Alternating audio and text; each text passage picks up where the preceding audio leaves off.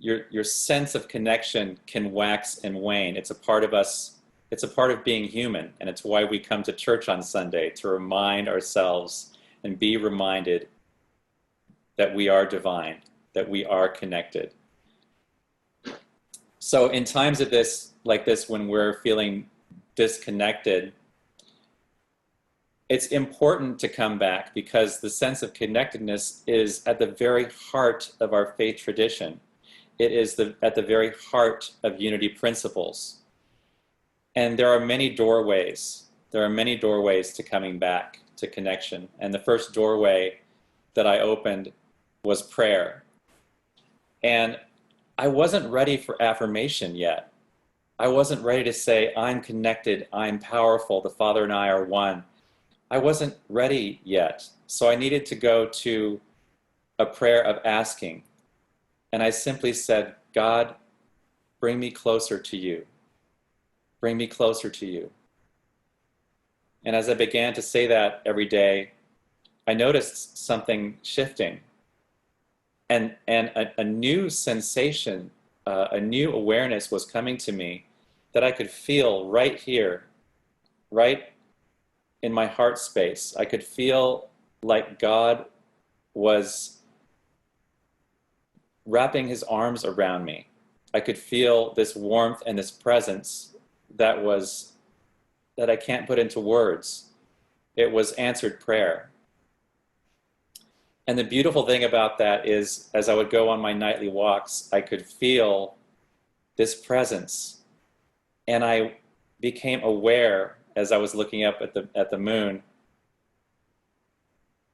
I became aware that I didn't need to ask God for something in specific. God knows what I want. God knows what I need. I don't have to even articulate it. God knows me. And so that was beautiful. And next I remembered that my spiritual practice in terms of meditation was waning. It was hard to quiet my mind. You know, Charles and Myrtle Fillmore really studied meditation as a gateway to being in touch with the one. And it begins with stillness. And it begins with getting out of the head space and into your body. And so I realized this practice was something that needed work, that needed a tune-up. And the only way I could really get there was through meditative music. So I made a special playlist for myself. And it really helped just retune and reset. And I see Chris Berglund smiling because she knows the power of healing music, right? And I could, whether it's just one tone of a bowl like this, or whether it's a song that just changes your vibration. Music is a spiritual tool that could be used in meditation. And so I formed this playlist. One of the songs that I thought about putting on this playlist, it should be on there next, is I Release and I Let Go. And the lyrics really speak to me. I release and I let go. I let the Spirit run my life. And my heart is open wide. Yes, I'm only here for God. No more struggle, no more strife.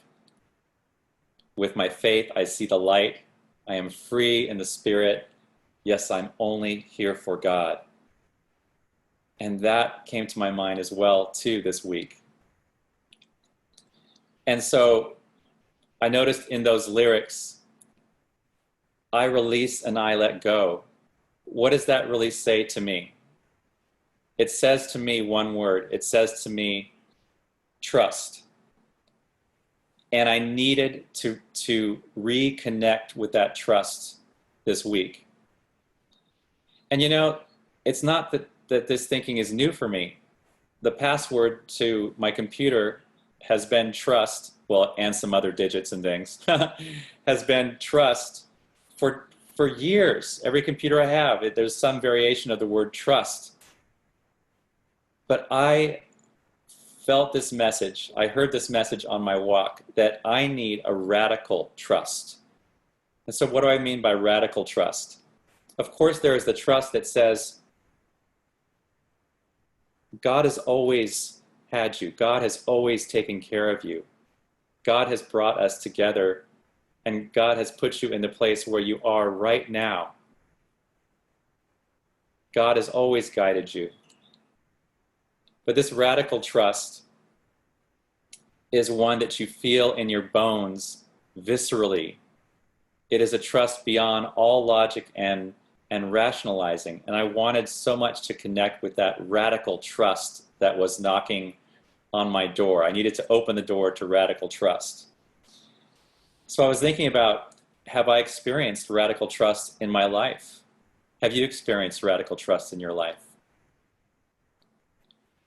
And I thought about one of the first times in my memory I experienced and maybe learned radical trust was when my dad was teaching me how to ride a bike for the first time.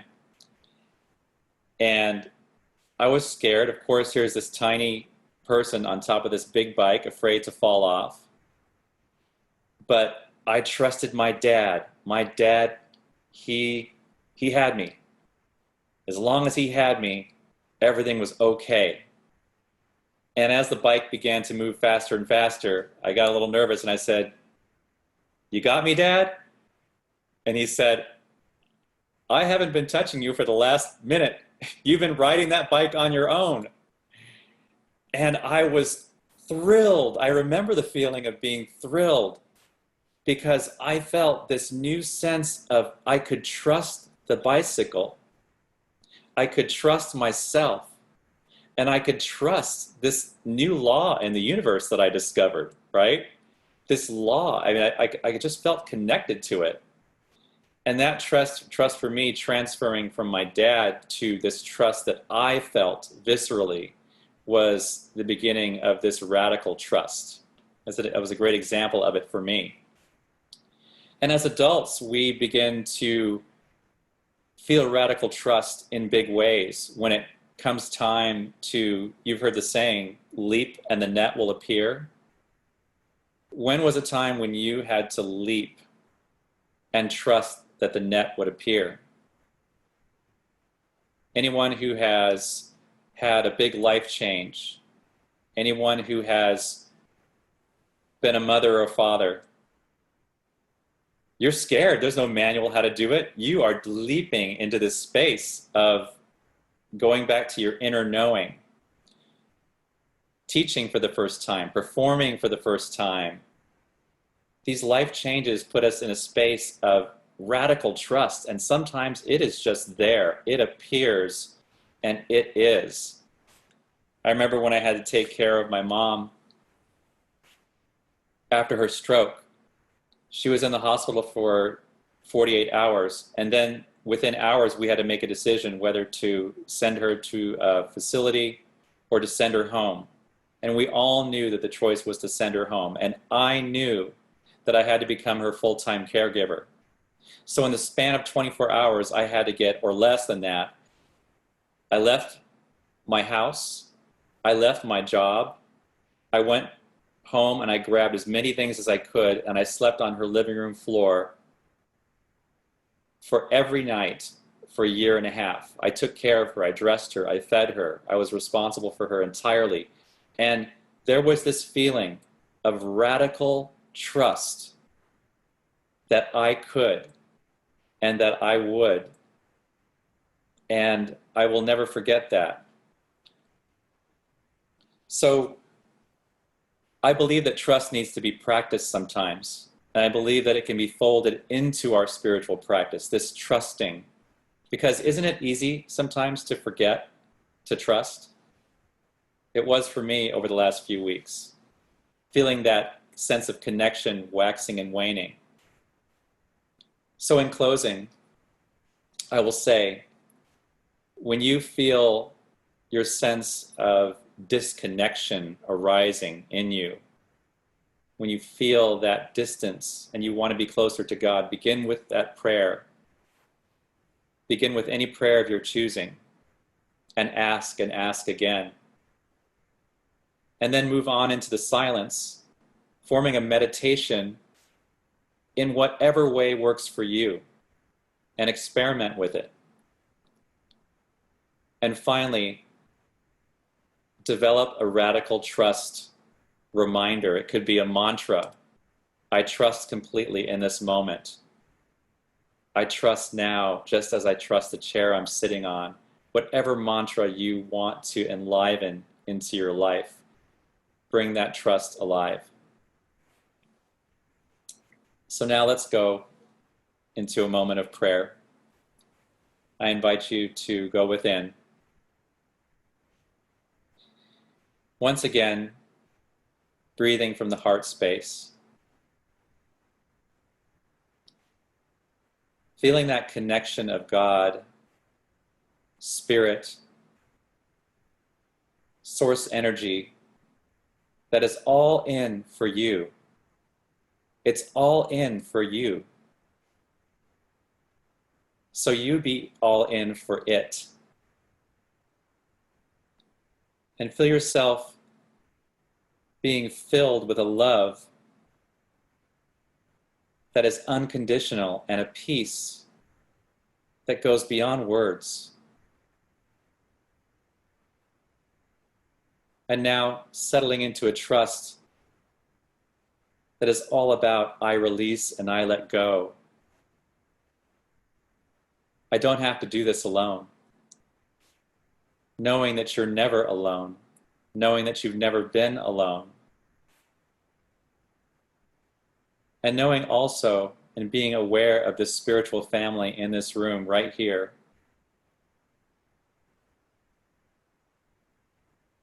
Feel the unconditional love from everyone in this room right here.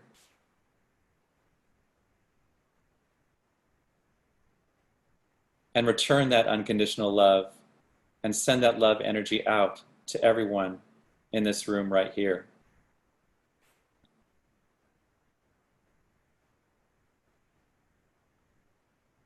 So in this awareness, I am more and more aware of my divinity, knowing that I'm guided, sustained, taken care of by a God that knows only good. And so it is. Amen.